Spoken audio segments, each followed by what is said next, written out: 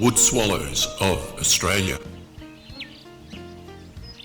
Welcome to the Plumes of Oz, where today our opening scene is at Barcaldine on a dead branch over an artesian lake. Here, on this dead branch, are the wood swallows, mostly white-browed, but the occasional mask is also present. Today, this 15-minute video will be on the Australian wood swallows. Wood swallows are principally aerial feeders, catching prey on the wing. Wood swallows may come together in large groups, even with a combination of different species being present. And here you can see them, chasing insects on the fly. The insects are often lifted up in a thermal, and this is the ideal situation for the wood swallow to catch them. He can soar, getting lift from the wind or the thermal, minimising energy output. Wood swallows are also good at flying against the wind, and often you can see them flying with their mouths open as the wind carries the insects towards them. Sexual dimorphism is marked in the masked and the white-browed wood swallow. Other wood swallows have isomorphism.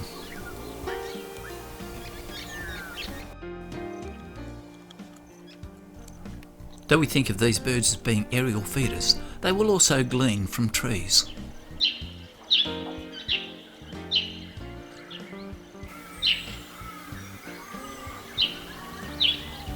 The individual call of wood swallows can be quite varied, but generally it is just like a small barking dog.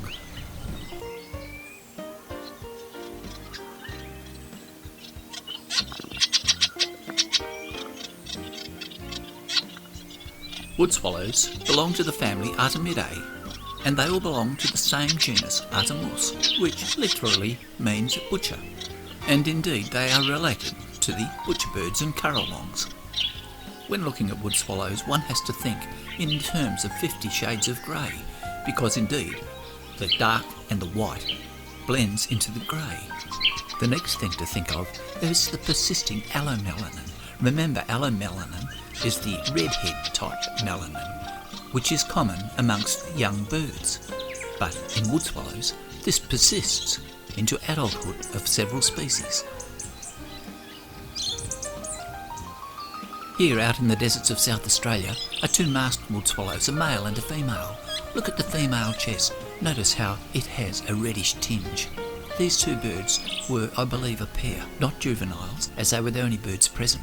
I suspect this reflects a degree of persisting allomelanin, even in the masked wood swallow, which we think of as being a purely grey bird. I generally don't photograph at nests, but on this occasion there were so many nests that it was impossible to walk by without seeing them.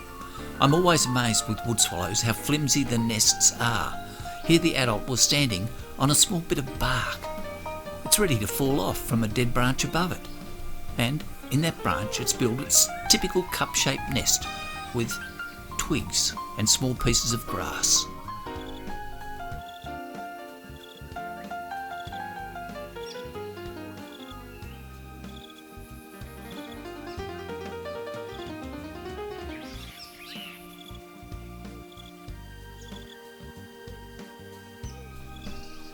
With feeding, once the wood swallow has caught an aerial insect, it takes it back to a branch, or to the nest in this case.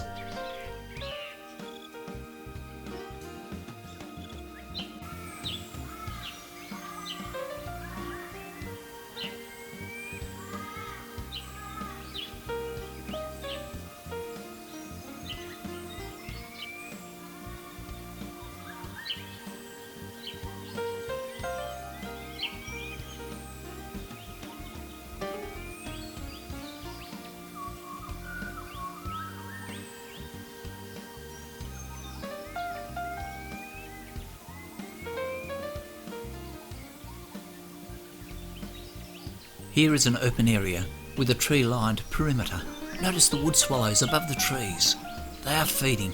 The wind is carrying the insects out of the tree.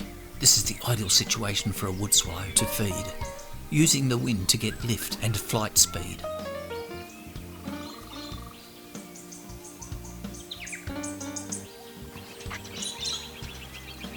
The white-browed wood swallow is perhaps the most spectacular of all the Artemus.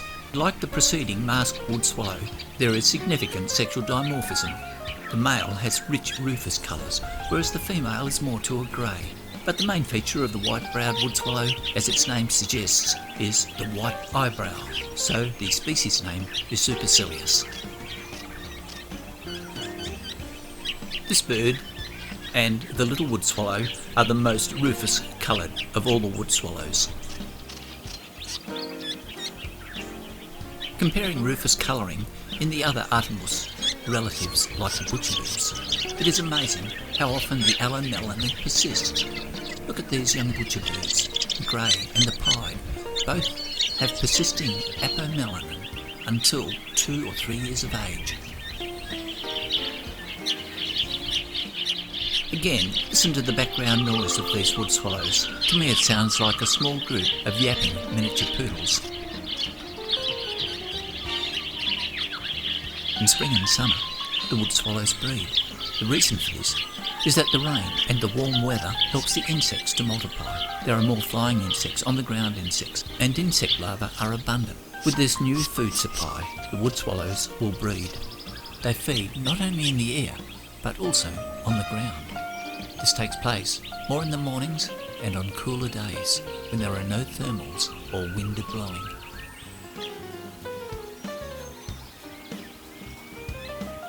Some of the behaviour of wood swallows is a little bit like classical lovebirds or the parrots.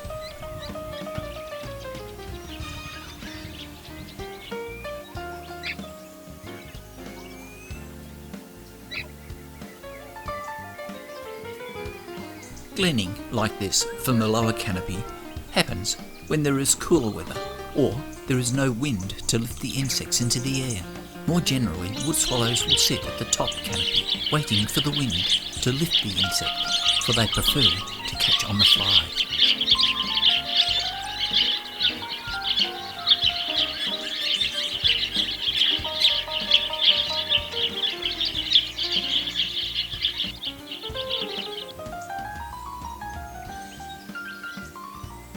Following copulation, the birds will go into a nesting phase. See this female carrying a small blade of grass to a nesting site.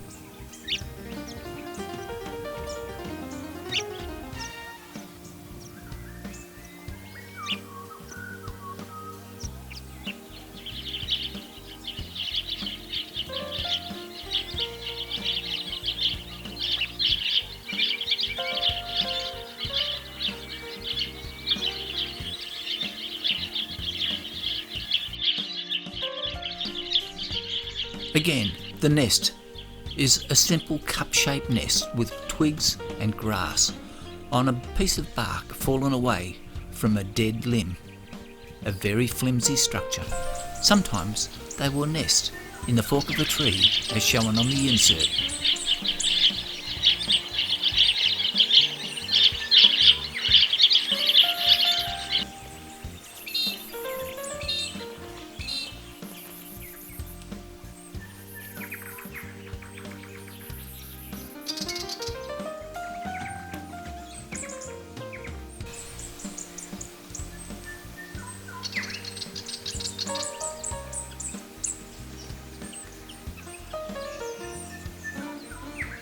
White-breasted wood swallows, aerially feeding, and their favourite food is dragonfly. Here they are feeding the young.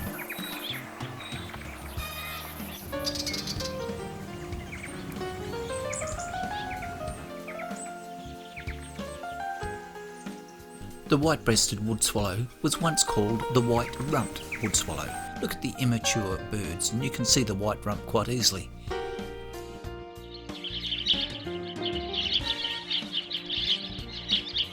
The taxonomy of wood swallows has always been very confusing until the advent of DNA hybridisation. The first wood swallow to be described was by Linnaeus of the famous binomial taxonomic classification. Linnaeus described a bird that came from the Philippines. The white-breasted wood swallow has many variants in Southeast Asia.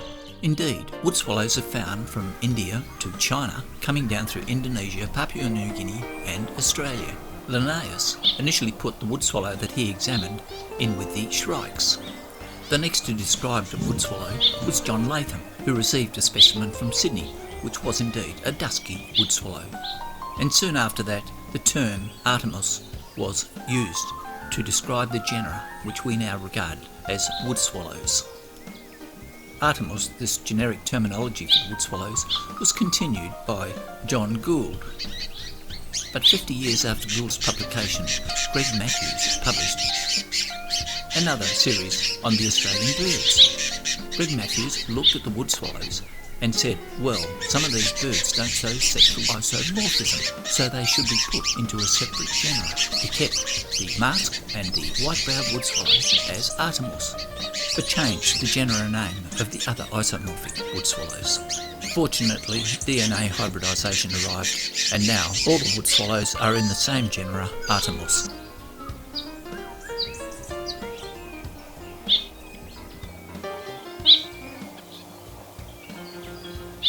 Here now we are looking at a dusky wood swallow. Notice the white line on the lower aspect of the wing.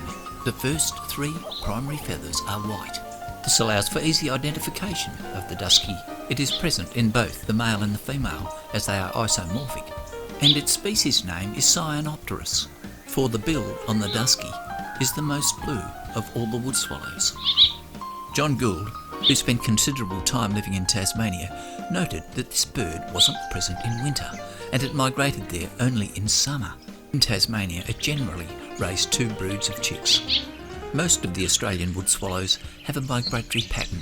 Though they are nomadic, they tend to go north in winter.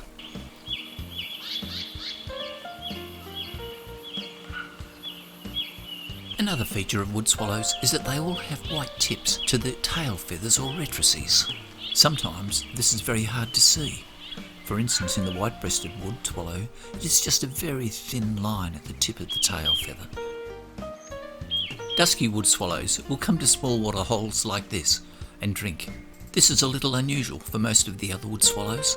They prefer to go in large groups and drink at more open areas of water, like dams.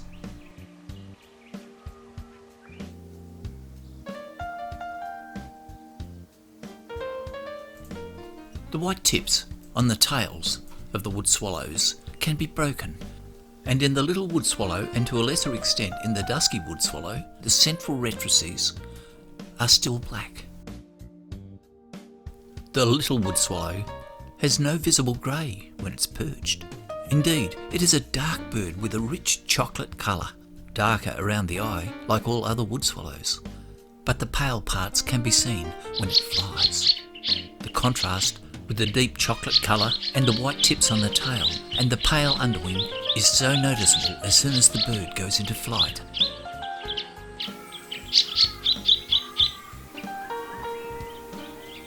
As its name implies, this is the smallest of the Australian wood swallows. It's often said that wood swallows can be cooperative breeders, where sometimes the non-breeding birds will help in feeding of the young. I personally have not been able to document this, and the only way to be certain that there is cooperative breeding is to have the birds banded so one can identify which bird is coming to the nest to feed the chick.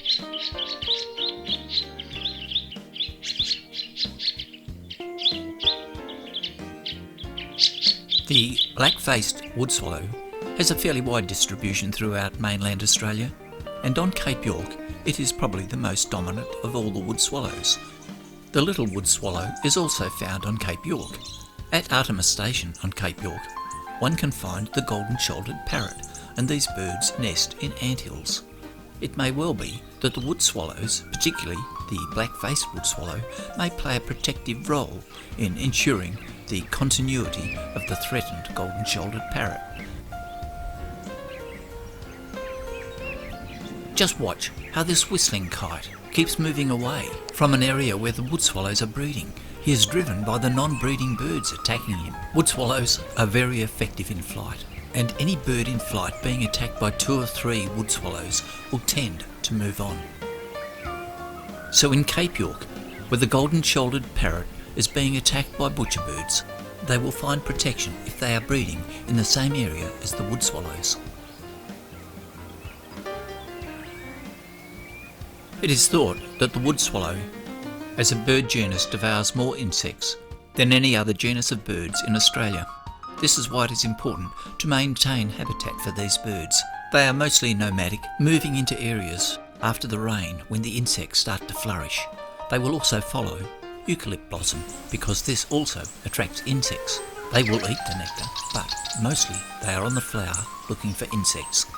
They are nectivorous as well as being insectivorous, having a split in the tip of the tongue, allowing them to extract nectar quite effectively. But the main diet for these birds consists of arachnids and insects.